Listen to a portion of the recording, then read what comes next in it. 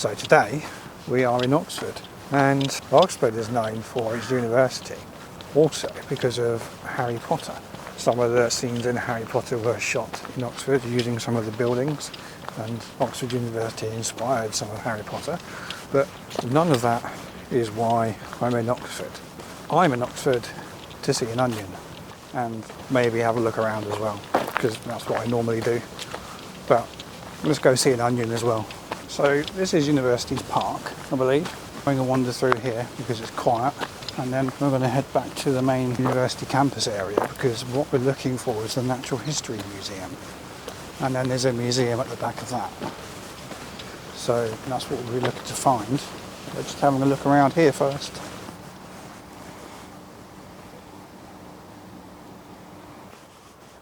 Very line painter. Looks like it's painting lines for American football, which is interesting. Didn't know that was a big thing in the UK.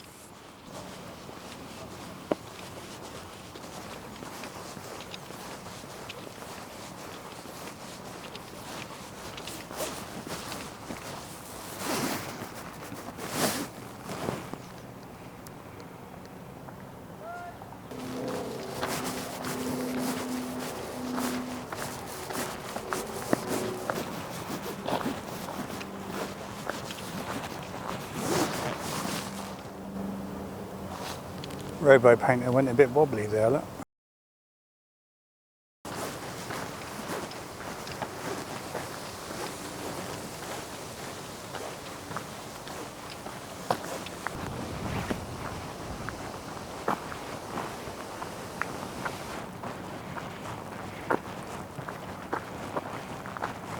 This was an amazing park.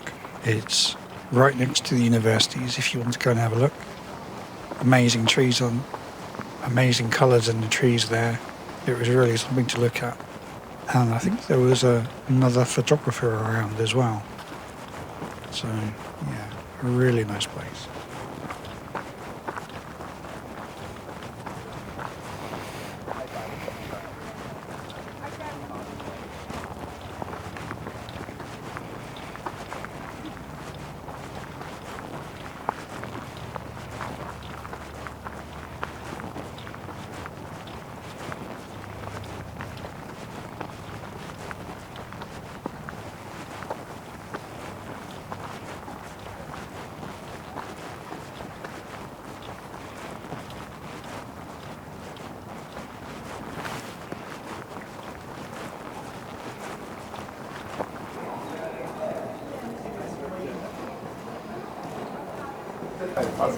Walking through these streets, you could really tell why this was used as inspiration for Harry Potter. It felt like walking through Hogwarts in several places, and I think that's why it's famous with a lot of tourists.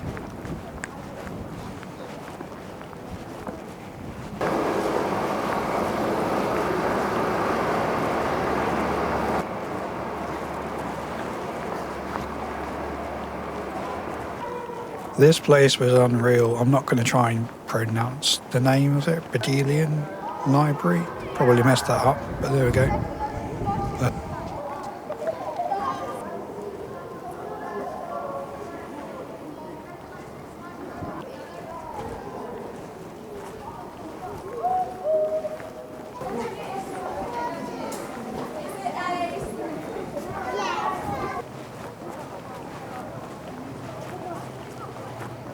All of this section of Oxford, and I think Oxford in general, is just really photogenic. Everywhere you turn, there's just another thing that you can look at.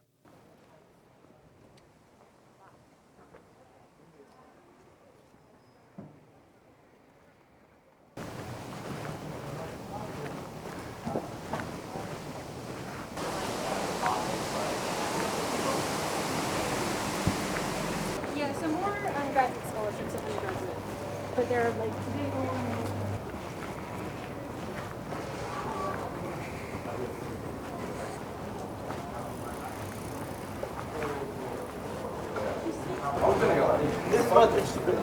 This is what actually about.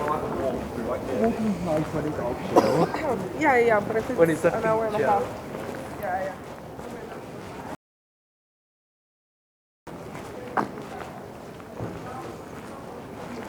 all main high streets kind of look the same. Down alleys you get these kind of shops that just are a little bit interesting. And yeah, this doorway here again looks like something out of Hogwarts. But most of my time is spent just wandering around these areas because they're just a little bit more interesting.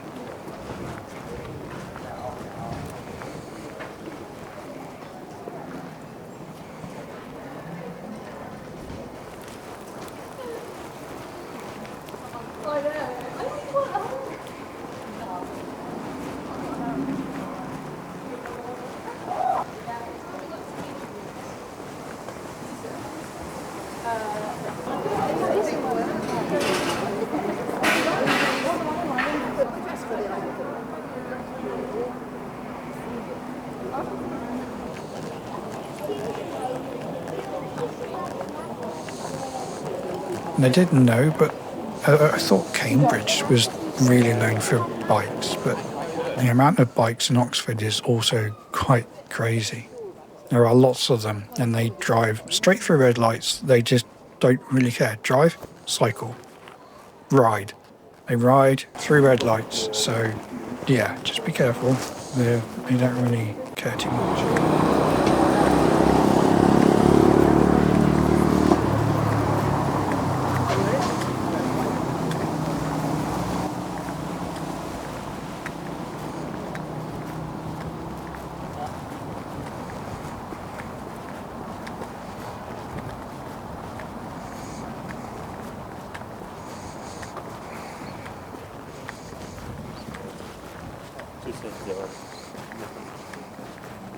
Hard powder and then a double shot of coffee and then just any metal.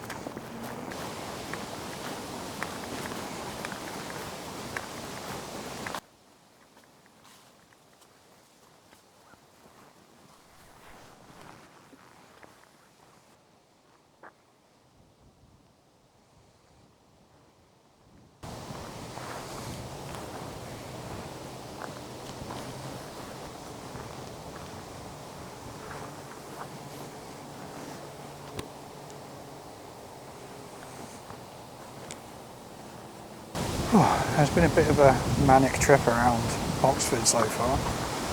It's not as long as my usual trips around, I haven't got as much time. But I'll tell you what, it's crazy out there. This is a lot busier than I thought it would be. Oxford feels a bit more like London on a quiet day. It's definitely got a London vibe to it. Yeah, I'm trying to avoid the busy places because it is crammed full of tourists. So I'm just wandering around through a park, and to be fair, I don't know where I am. I just went down the road and it led me here, so we'll carry on.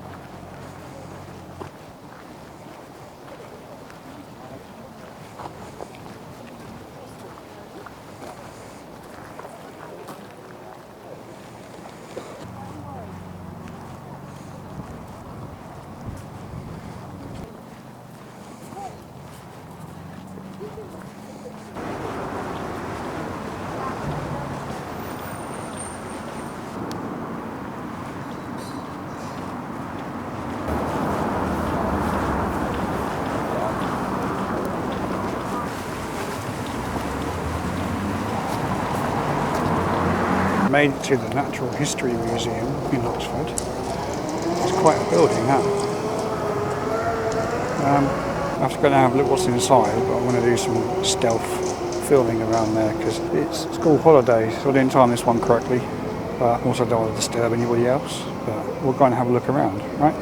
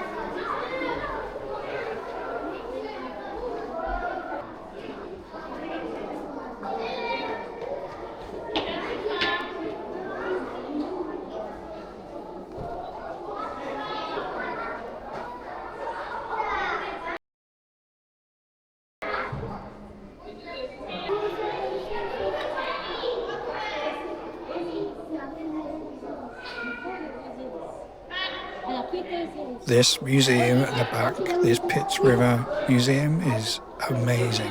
It has so many different things in this, and it's over 3 levels, as you saw a bit earlier, but the amount of little cabinets they have, they're just filled with different treasures from around the world is wow, blew my mind really. You could probably spend a lot longer than I did in here.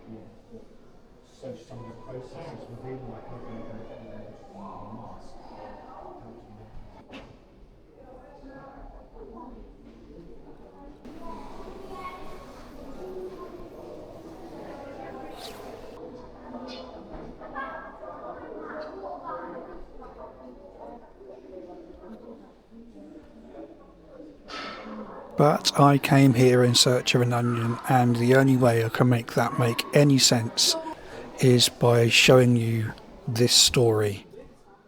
It was a Sunday afternoon in 1872, in the little village of Rockwell Green, the kind of place where gossip traveled faster than the wind.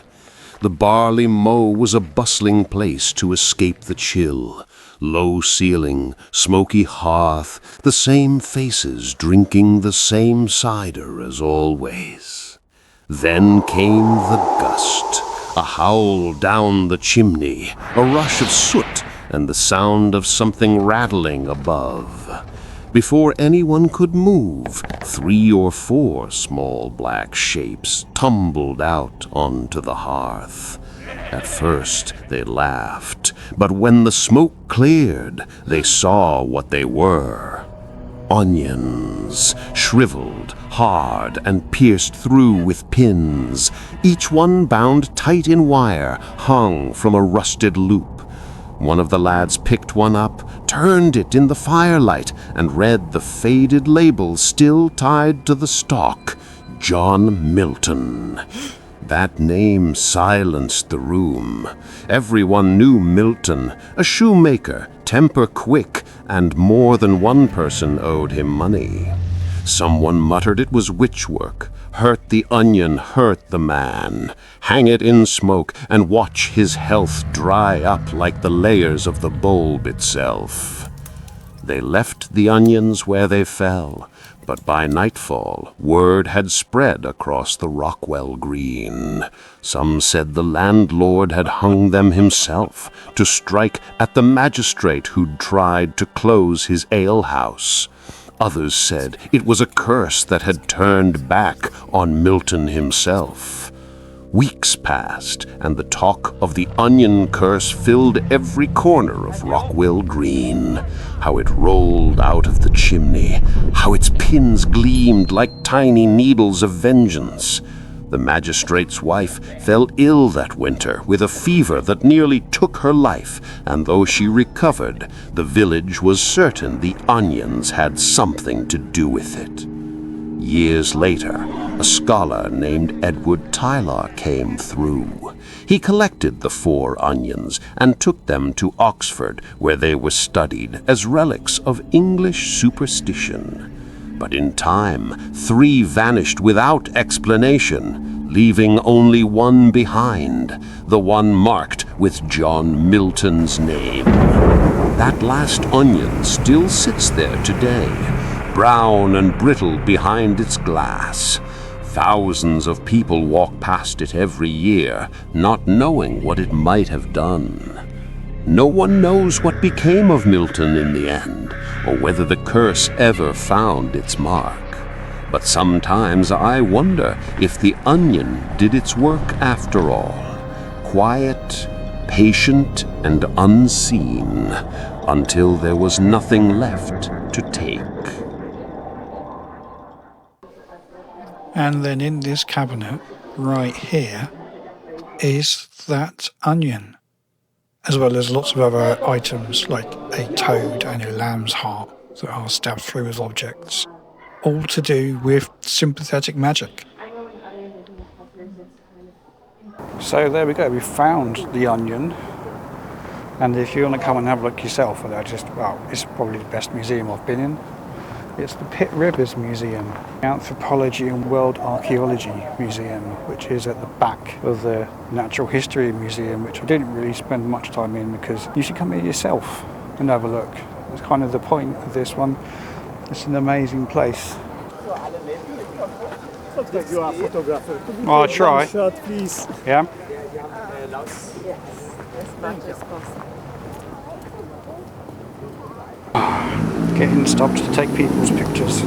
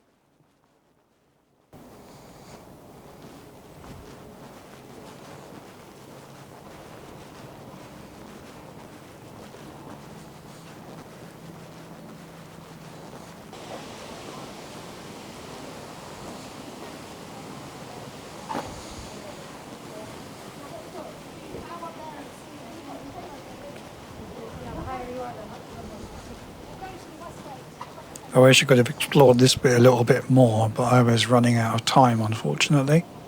But I would like to come back and have a look around, because this whole prison/castle area looks a bit interesting. I think there's some more things there.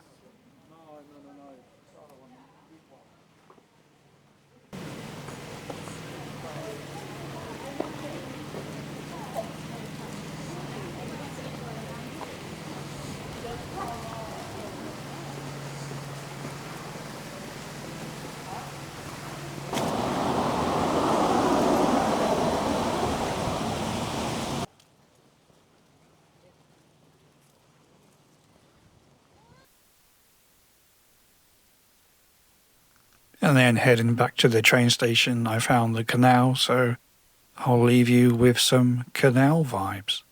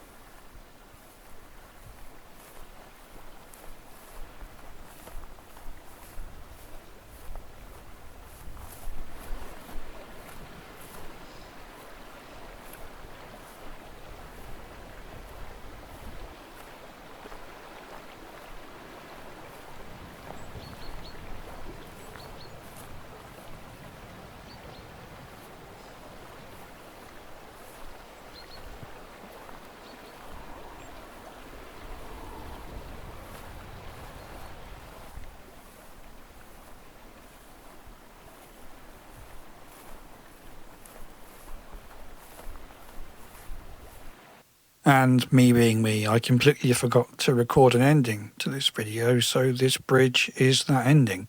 Thanks for coming along, and I will see you next time.